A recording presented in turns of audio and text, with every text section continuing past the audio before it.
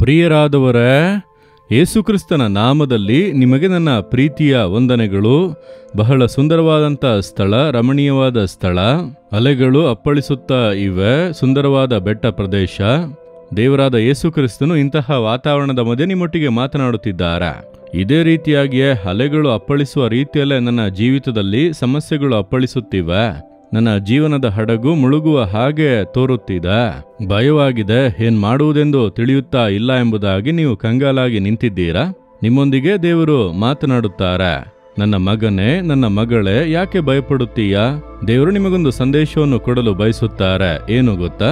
ಒಂದು ಕಾರ್ಯವನ್ನು ನೆನಪಿಸುವುದಕ್ಕೆ ಬಯಸುತ್ತಾರೆ. 1 ಸಮುವೇಲನು 12ನೇ ಅಧ್ಯಾಯ 24ನೇ ವಾಕ್ಯದಲ್ಲಿ, ಆತನು ನಿಮಗೋಸ್ಕರವಾಗಿ ಮಾಡಿದ ಮಹತ್ಕಾರ್ಯಗಳನ್ನು ನೆನೆಸಿಕೊಳ್ಳಿರಿ ಎಂಬುದಾಗಿ.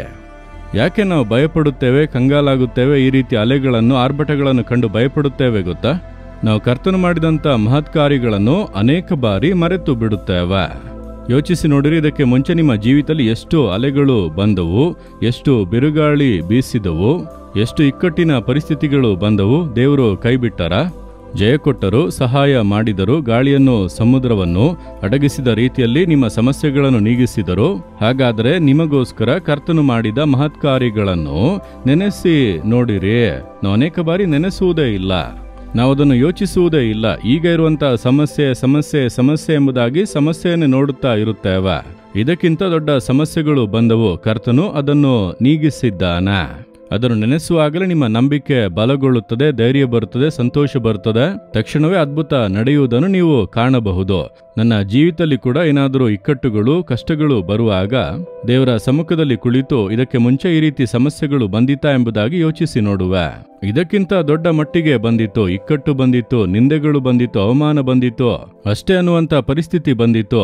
ಆದರೆ ದೇವರು ಕೈ ಬಿಡಲಿಲ್ಲ, ನನ್ನನ್ನು ಜಯಿಸಲು ಬಿಡಲಿಲ್ಲ, ಜಯ ಹೊಂದಿ ಹೊರಬರುವಂತೆ ಮಾಡಿದರು.